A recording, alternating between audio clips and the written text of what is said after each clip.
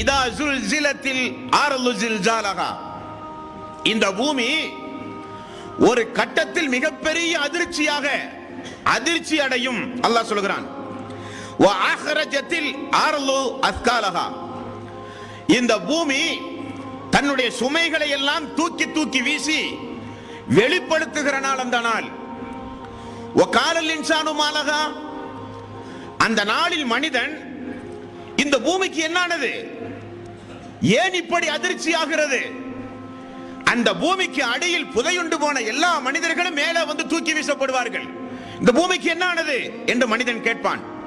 பூமி பேசுகிறது, யௌமைதின் துஹத்திசு அக்பாரஹா, அது தன்னுடைய செய்தியை அறிவிக்கும் இறைவனுடைய கட்டளையின்படி பூமி பேசும் என்று அல்லாஹ் சொல்கிறான்.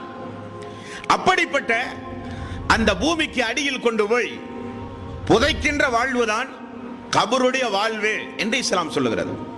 அதுதான் ஃபர்ஸக்குடைய வாழ்வு.